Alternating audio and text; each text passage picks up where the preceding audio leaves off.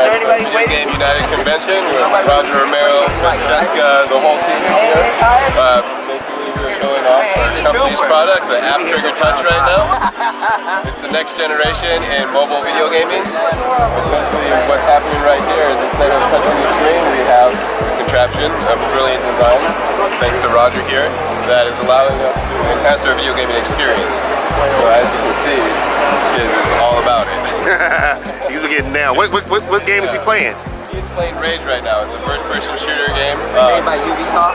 Made by Ubisoft. What we did was we concentrated on the main key feature of a gun, the trigger.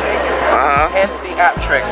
And right now, you couldn't get this anywhere else. When you go play on an iPad, you'd be swiping at least 4 times when you get to a person across the room from you that you got to fire. Right. This, you actually naturally stripe if you were holding a real firearm. And before you know it, you can get good enough where you're actually landing on people the minute you turn to hit them. And that right there, it speaks for itself how much time that would save. And in an FPS, that's what it's all about. Okay. There's no other game like an FPS. Cool. What's the price of something like this right now? The full unit for, actually, I'm not even sure if we're on the speak about that. So still in development. In development. That's what we're looking for. The truth is that the price we have in mind is enough to make anybody want to go out and buy it. Okay. Okay.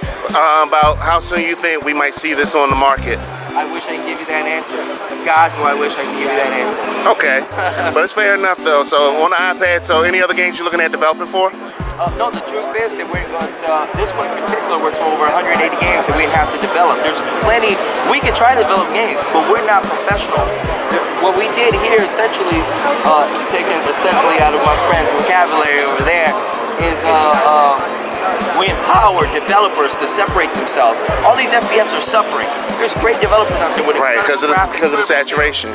Yeah, saturation. What we're doing here is FPS already has market dominance on Xbox, on PS, you know? And on mobile, it's really just dying, and we're afraid that it's gonna welter away if something like this doesn't make its market to really empower every game, every FPS to just work. And that's what this does. It empowers every FPS to work. 180 games right here that we're willing to tie ourselves with because of the quality of the graphics, because of notability of the creators. All right. So something interesting that we can look forward to mobilely.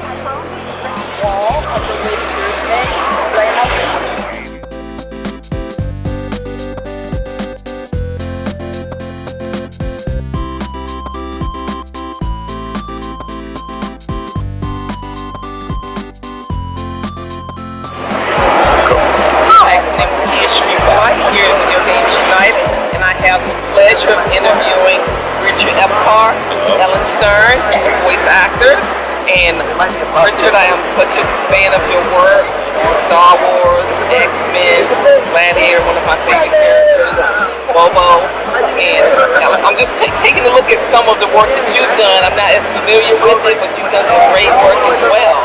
And I just want to say, what is it about being a voice actor that really intrigues you? How did you get started in this?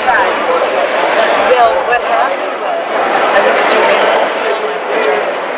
Jesse's Girls, and at the end of the shoot, they said, would you like to do some voice work? So I said, sure. And I said, I have a boyfriend. Is there something in there for him?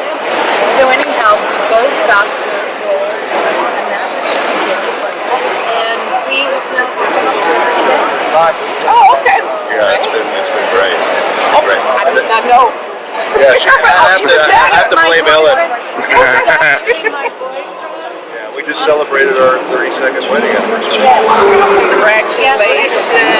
Congratulations! That's even better. I have her to blame for getting me into this mess. So, It's my fault. I'll take the blame. it's been a terrific career. We've done like as she said, we've been doing this for 30 years, and both of us have done hundreds of characters in games and animation and anime, and we're very well known for that work, and it affords us to go all over the world and do these conventions, which is fantastic. We really have a lot of fun, so it's been great. It has. But I have to say, we both started out as actors, and we are.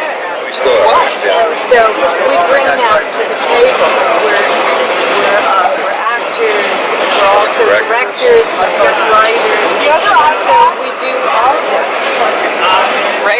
multi-purpose. That's great. That's a great thing. Wear a lot of hats. Now, what is your favorite character, the most enjoyable character you've done? Well, I love the Joker. He's certainly an iconic character. He's somebody that is just a blast to do, and he's insane. So I get to be insane, tap into my insanity. Give us a Joker line. Princess, didn't I kill the last guy who called me that? He should have known I'm the only Joker around here. That was perfect. That Thank was you. perfect. What about you? What's your favorite character? Well, you know, every time I do a role, I love the role that I do. One of the series that I've done, Gundam Unicorn, and it's Martha. I always ask him to help me because I forget everything. Yeah. Without me, she'd be lost. Well, you've all done so much. Yeah, it's hard to remember. I mean, that's why we put these sheets together, because people ask us this It's stuff. like whenever he goes on a panel, Richard always cheating. He cheated yesterday. Yeah, I finally cheated myself. I always bring my sheets for my IMDb on my phone because that way I can refer to it and oh, I've done this and this. Because otherwise, you did this. I think I did. Or they always say, what character did you play in something we did 20 years ago? And it's like, I don't know. They don't remember. And then, could you do a line from the show? It's like, no. What's your favorite line? It's like we both started off in Robotech. Now, I did a ton of female roles in Robotech. Name one. I can't. See? I can't. There were a lot of I roles. don't remember. I don't remember. She barely remembers me, so. How do you do? 30 years. Sure, Do nice you to live meet you. in Los Angeles? I do. Do you live in Los Angeles? I do. Oh, that's fantastic. Do you live in the No, don't say our address for this. You don't know where it's going to go. Do you live in a house that's black and white with a red door? Yes, I do. I too live in a house. So you that's two black know and each white. other. Well, kind of. Yeah. Sometimes. Do you reside in the bedroom that is at the back of the house? I think you're going to reside in the bedroom in the back of the house. Keep it there. Anyway, Stop playing, not this. Yeah, 30 years, I can tell. Yeah. we know each other pretty well. Yeah. But we've been doing this a long time, and the fun thing for me is, as Ellen said, we're both actors, but the fun thing for me is, with the voice acting, you can be any character that you can imagine vocally, and to me, it's almost more creative than doing the on-camera and the other stuff, because it just, when you're on camera, they relegate you to the way you appear. But with this stuff, it's whatever you can create with your voice. So I do a lot of characters. I have my regular voice like this, which I do for Bato and Vegan and that sort of thing. But some of these other characters, I do them and people go, oh my God, I have to do it. And for me, that's really kind of fun. And for me, that's really acting, just be a completely different character. Well, I have a different position. Do you? I know you're standing over there. You're on the right, I'm on the left. That's right. But the truth of the matter is that I do have a lot of film and television and stage in addition to doing voice work. And for me, every time I get to it's a chance to really create. There's a difference between voice acting or stage. When we do voice, it's like I do voices.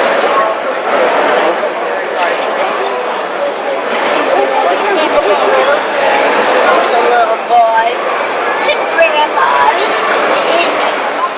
I've even gone out and done a couple of bands. It's always No, I impressed only, me about I only do this, actually.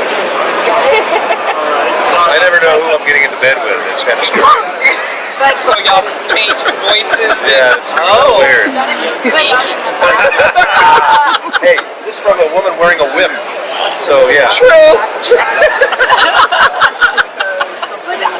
But when you do stage play, for instance, you rehearse for a month before you even begin. Right. 6 weeks. When you do voice work, you don't have that time. You have a memory bank, look at a character, and you know the sliding scale your voice can go on, and sometimes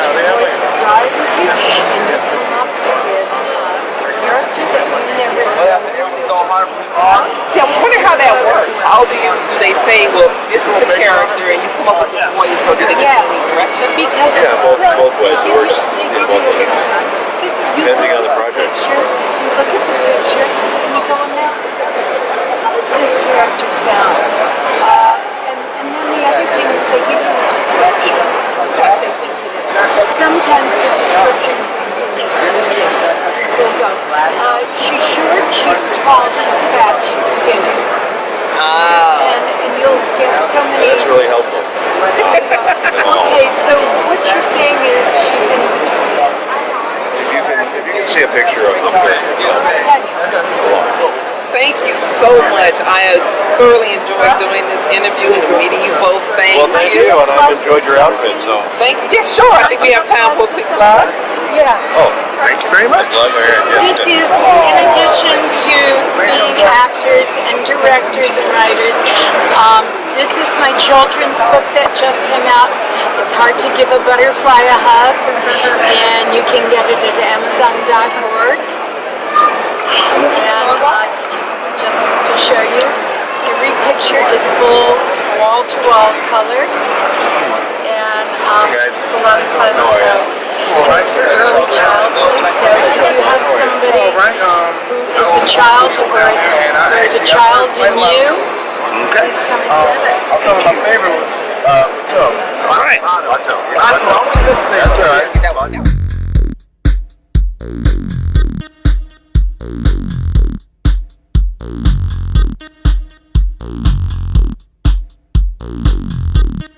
Okay, we are here with. Crashable Studios. And your name is? My name's Luke, and I'm doing the background art animations for the game. And my name's Micah, and I'm scripting the game. And the name of the game is? Alum. Tell everybody about your game. So our game is a point-and-click adventure game, and it's geared towards like the 90s classic point-and-click adventure games, like Monkey Island and Roger Wilco, all these games. Style. How long you guys been working on this game? So we've been working on it for a year now. We started a Kickstarter a year ago. We raised 10 grand to start making it, and now here we are a year later. We have a lot of the graphics and all the interface, all the game is almost done, and in January we want to release it. Okay. You want to tell everyone what the plot of the game is? The plot of the game, the storyline is that Cosmos is a city in the world, and it's all outside of Cosmos is a frozen tundra, and it's all ice and cold. Cosmos is the only civilization in the whole world, and so everyone's living in there. And the character, there's a plague going through the city. It's called the Vague, and people are getting the Vague, and the main character's wife gets it, and so she's shutting down. She stops responding and talking to him. And it's like he loves her, so it's killing his heart, so he wants to find a cure for the thing. And then he gets into this conspiracy, and the whole story goes from there. Okay. Now, you said it's point and click, so I'm assuming this is going to be a PC game? Yes, sir. Okay. What about possibly doing a tablet type game? Because it seems like it would be good for tablet also. We would love it to be a tablet game if we could find the right person to script it for us and code it, and how much they want to be involved and want to work real close to someone in the long run to get there. But for right now, we just have the knowledge to know how to make it. What was your most difficult challenge in trying to put this game together? Everything. Learning everything, learning how do you make a game now, like making a game, probably the programming side. Yeah. Right. And I'm guessing you guys have tested it out, or you had quality, testers for you? We have a playable demo online now. It's the first chapter, so that's cool. You can play it and check it out. So where can we find you online? It's alumgame.blogspot.com. Cool. Okay. And this will be out in January? Yes, sir. All right. That's what you're shooting for. Oh, one last question. Tell me about the graphics, because the graphics look like it's very old school. So outside of this versus doing something like, say, on like a Quake engine or a Frostbite engine or something like that, why did you choose the 8-bit engine? So we went with low resolution, which is 320 by 200 pixels. And we chose that for the nostalgic feel of the game. Right. So you feel like you're playing a classic. Yeah, we Cool. just loved on it. Yeah, because this looks like this could be an instant classic right here. So everybody check them out. Make sure to check out the website in the show notes and check this out in January.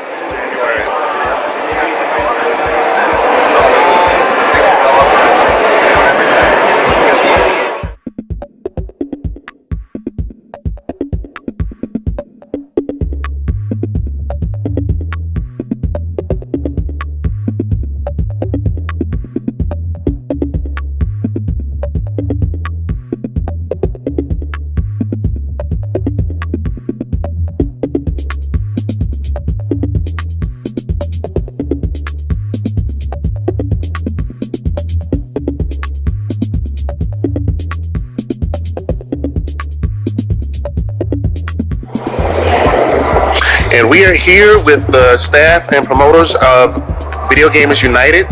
Let me go and have everyone introduce yourself. Peter Diaz, I'm the CEO and founder of Video Gamers United.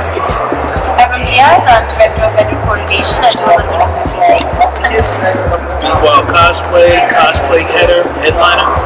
Cool. So, how has the response been to this con so far? I mean, from my standpoint, I've been talking with a lot of the exhibitors and everything like that, and there been great responses from the exhibitors, from the celebrities, from everybody that's walked through those gates. So, I mean, from what I've heard, it's been a great response.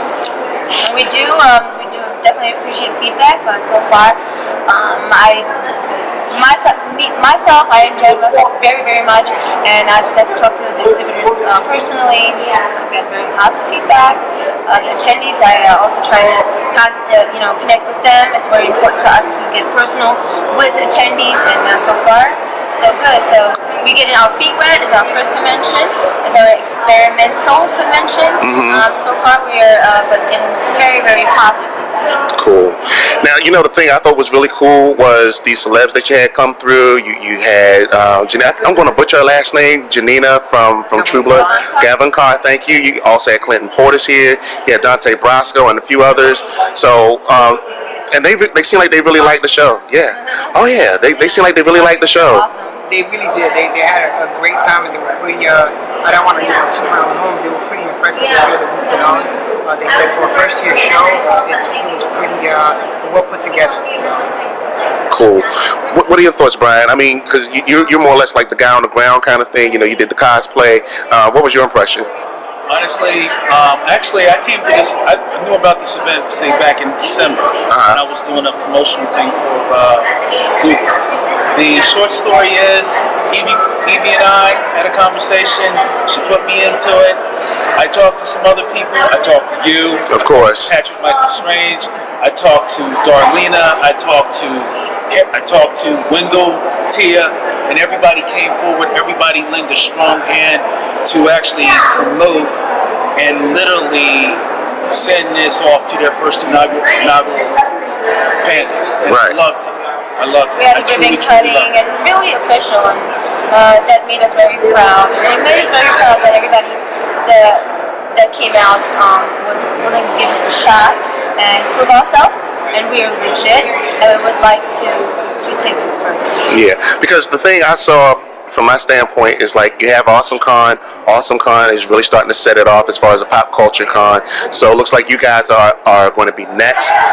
Any plans for next year right now? Anything you can talk about? So next year it's going to be August 1st.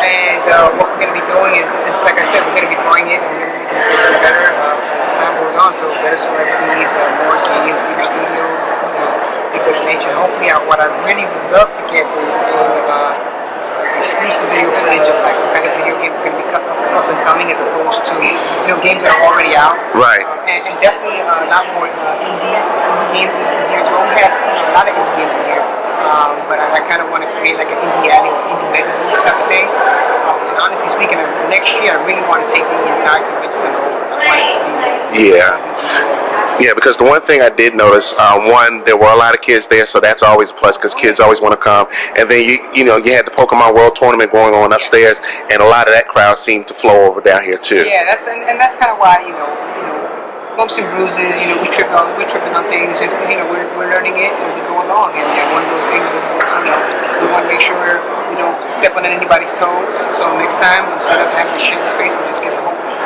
Okay. And last question, Evie, this is for you. If you could tell somebody one thing that they really missed this weekend, what would you tell them? What did I miss? They missed the atmosphere. The atmosphere was like the biggest pro about this convention. Everybody felt like family, and I think that's very important between all us gamers, especially. We are one community, and we need to unite in as many locations, in any situations as possible. If it's online, if it's At a con, face-to-face. yeah. And I think the atmosphere was one of the biggest things you actually experienced but also felt. So it was in the air, and that's what kind of really impressed me. Okay. Last question. I'm gonna start with Brian. What's your favorite video game, man? If you had to play a video game right now, what would you be playing? Right now, Injustice. Yeah. Evie, what about you? We had Richard Epcar here, the voice of Yeah. I got his autograph. He and his wife. Raiden? Yeah. Have him. It was my personal favorite celebrity at this convention, and he has so many more projects coming up, newest games that are coming up, and he's going to be the name that will be remembered. And I was proud of that he was able to attend. Okay. So Justice for you also. What about you? What's your game? For me, it's a toss-up, man. I like the old school Fatal Frame.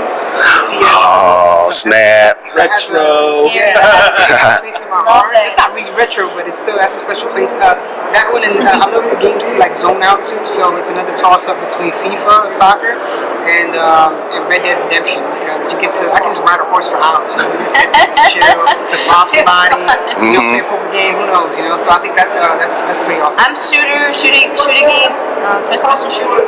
I would never play her online. I'm a Call of Duty fanatic, so Modern Warfare 2 is the best ever, so I'm sure a lot of people agree with me on that.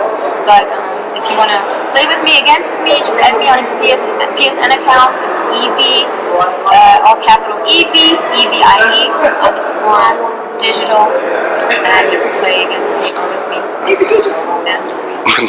All right, I want to thank you all. Hopefully, we'll see this go not necessarily head to head, but pull some of that crowd back from Germany from Gamescom and bring them here. This was a good con. We had an exhibitor from Germany. Yeah. Kick It, and that was pretty popular. And that was very popular, and we very honored to have them here. They made this trip all the way down from Germany to join us. So that was wonderful. So guys, thank you very much. We will be doing this again next year. What's the date for next year? August 1st. August 1st. That's the plan for now. All right. And we would like to thank Brian Gregory and Mr. H.C. Bishop for coming out and pretty much being there for us and helping us out. And thank you to everyone. And I hope whoever didn't make it out this year, You missed out. You sure know. All right. Thank you.